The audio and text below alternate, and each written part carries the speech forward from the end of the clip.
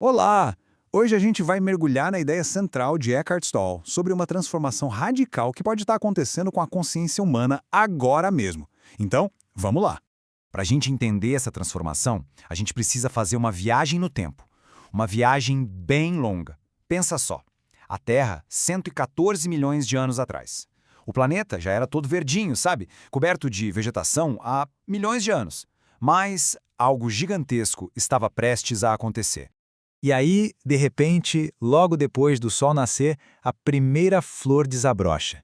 Imagina a cena. Talvez ela nem tenha durado muito, né? Pode ter sido um evento super raro, bem isolado. Mas olha, aquilo ali foi um marco, um verdadeiro ponto de virada na evolução. E o mais incrível é que isso não foi só uma planta nova aparecendo, não. Eckhart Tolle descreve isso como um verdadeiro despertar do planeta. Pensa bem, uma dimensão totalmente nova de beleza, de perfume, simplesmente explodindo na Terra.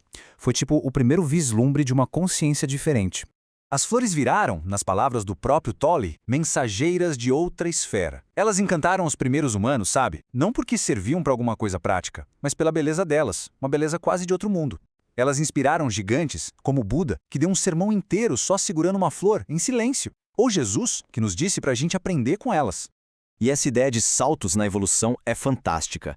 Às vezes as coisas não mudam aos pouquinhos, elas dão um pulo gigantesco. Pensa bem, rochas, super densas, se transformam em cristais, que deixam a luz passar. Répteis que viviam grudados na terra evoluem para pássaros que voam. E as plantas, de uma hora para outra, florescem. Cada um desses saltos é um movimento em direção a algo, mais leve, menos material, entende? Ok, agora a gente sai dessa beleza toda da flor e entra no que o Tolle chama de a grande disfunção da humanidade. E é aqui que ele aponta para o problema central, a raiz de tudo que aflige a nossa espécie, a loucura da nossa própria mente. E bem no centro dessa bagunça toda está o tal do ego. Um conceito que, vamos combinar, muita gente entende errado. O Tolle deixa bem claro, o ego não é quem a gente é de verdade. Pelo contrário, ele é o resultado de nos identificarmos totalmente com aquela vozinha que não para na cabeça, sabe? Aquele fluxo de pensamento sem fim que acaba criando um eu falso, super frágil. E olha, essa ideia não é nova não. As tradições antigas já falavam disso, cada uma do seu jeito. No budismo eles chamam de dukkha, que é basicamente sofrimento e insatisfação. No hinduísmo é maya, o véu da ilusão. E no cristianismo a gente tem a noção de pecado original, que na sua origem significa errar o alvo da existência humana. Tá, mas e aí? Qual a consequência disso tudo, dessa disfunção coletiva, ainda mais com a tecnologia? Bom, o resultado é assustador. Dá uma olhada nesse número. Mais de 100 milhões de seres humanos mortos por outros seres humanos só no século XX. É uma loucura em escala industrial, né? Tudo isso alimentado pelo ego coletivo. Mas como é que essa força destrutiva aparece no nosso dia a dia? Então, vamos lá. Como é que essa coisa abstrata, o ego, realmente aparece na nossa vida cotidiana? É isso que a gente vai ver agora. O ego tem umas estratégias que ele adora. E eu tenho certeza que todo mundo vai reconhecer.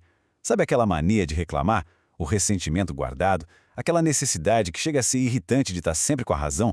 Ou então quando a gente assume um papel para manipular uma situação? Pois é, tudo isso aí é mecanismo de defesa do ego.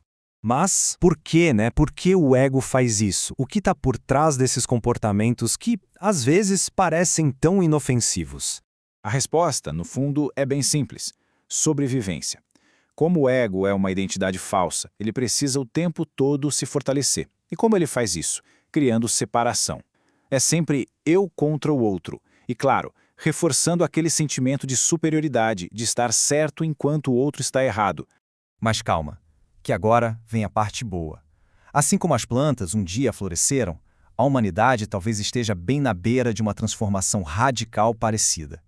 É a chance da gente acordar desse pesadelo do ego. E a essência dessa mudança está toda aqui. Durante séculos, a gente se definiu por aquela frase famosa do Descartes: penso, logo existo. O erro fundamental, segundo Tolle, é esse: se identificar com o pensamento. A verdade, que é muito mais profunda, é dar um passo para trás e perceber que a gente não é o pensamento. A gente é a consciência silenciosa que percebe o pensamento. Então, despertar não é nada místico, nada complicado. É simplesmente parar de se identificar com a voz na cabeça. A analogia é perfeita. É como perceber que a gente é o céu e não as nuvens que passam. As nuvens, que são os nossos pensamentos, elas vêm e vão, mas o céu, a nossa consciência, está sempre ali, permanente. E o ponto do Tolle é que isso deixou de ser um luxo espiritual, sabe? Uma coisa só para alguns poucos iluminados. Agora virou uma necessidade, uma questão de sobrevivência para a nossa espécie. A humanidade, agora, está diante de uma escolha radical. É a mesma escolha que outras formas de vida já tiveram que fazer em momentos de crise. Ou a gente continua operando a partir desse ego disfuncional que está acabando com o planeta, ou a gente dá um salto evolucionário para uma nova dimensão de consciência. Não tem meio termo. E com isso, a gente volta para a nossa primeira imagem. Lembra? A primeira flor. Ela foi um sinal de uma grande transformação. A pergunta que o Tolle deixa no ar é essa. Será que agora, depois de milhões de anos, a humanidade finalmente está pronta para florescer também? Pronta para desabrochar numa nova consciência?